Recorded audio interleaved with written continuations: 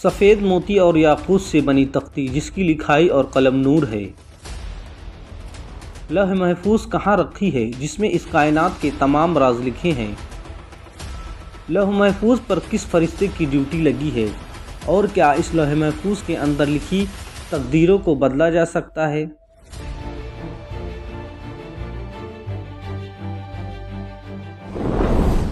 لوح محفوظ ایک ایسی کتاب یا تختی ہے جس میں کائنات کی ابتدا سے لے کر انتہا تک کی سبھی چھپی اور ظاہری باتیں لکھی ہوئی ہیں، یہاں تک کہ ہر انسان اور جانور کی تقدیریں بھی، کہ وہ کب پیدا ہوگا، کیسے زندگی گزارے گا، اسے کتنا رزق دیا جائے گا، اس کی زندگی میں کون کون سے حادثات ہوں گے اور اس کی موت کب اور کیسے ہوگی، وہ جنتی ہوگا یا جہنمی ہوگا۔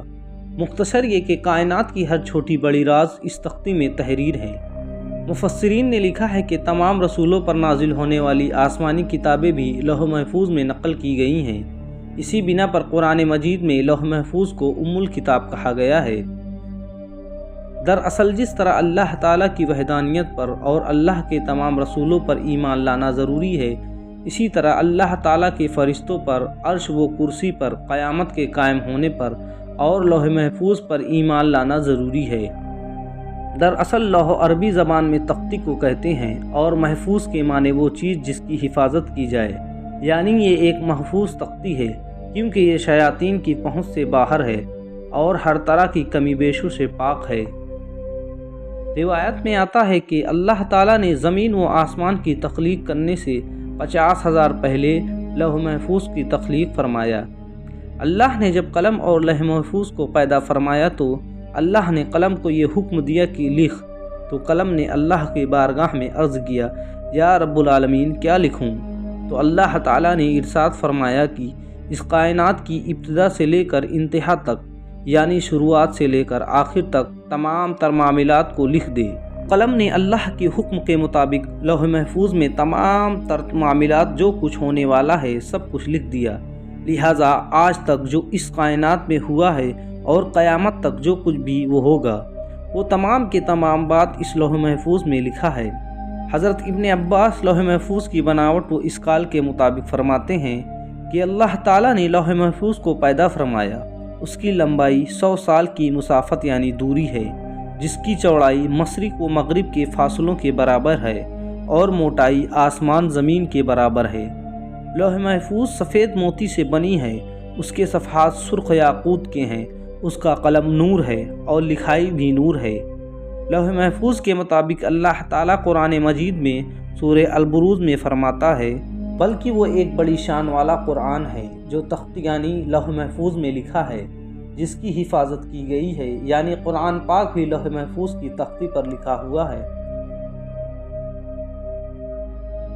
حضرت ابن عباس بیان کرتے ہیں کہ لوح محفوظ کے اوپر بطور ٹائٹل یہ الفاظ لکھے ہوئے ہیں کہ اللہ کے علاوہ کوئی عبادت کے لائق نہیں، اس کا دین اسلام ہے اور آپ صلی اللہ علیہ وسلم اس کے بندے اور رسول ہیں، لہذا جو بھی اللہ پر ایمان لائے گا اور اس کے وعدے کو سچا جانے گا اور اس کے رسولوں کی اتباع کرے گا تو اللہ اسے جنت میں داخل کرے گا۔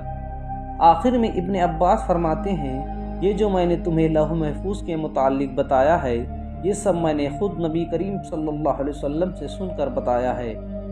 لوح محفوظ کہاں اور کس جگہ ہے، اس کے متعلق حضرت انس رضی اللہ تعالی عنہ بیان کرتے ہیں کہ لوح محفوظ حضرت اسرافیل علیہ السلام کے سامنے ہیں۔ اسرافیل وہی فرشتہ ہے جو قیامت کے قائم ہونے پر سور پھونکیں گے۔ روایت ہے کہ لوح محفوظ حضرت اسرافیل کے ماتھے کو جا لگتی ہے۔ حضرت اسرافیل زمین پر نظریں جھکائے کھڑے ہیں۔ جب لوح محفوظ حضرت اسرافیل کے ماتھے پر آ لگتی ہے تو اسرافیل اس پر نظر مارتے ہیں، گویا یہ لوح محفوظ ہر انسان، جن اور شیاطین کے پہنچ سے اتنی دور ہے جس کا اندازہ بھی نہیں لگایا جا سکتا۔ لوح محفوظ مابعدت طبیعت میں سے ہے اور اسے ہوا سے خمسہ کے ذریعہ ادراک نہیں کیا جا سکتا، یعنی لوح محفوظ کے ورق، لکھائی، الفاظ اور قلم کیسے ہیں، یہ انسانی عقل سے اوپر کی باتیں ہیں۔ اب سوال یہ اٹھتا ہے کہ لوح محفوظ میں موجود تقدیریں اور امور کا کائنات میں کس طرح کا نزول ہوتا ہے۔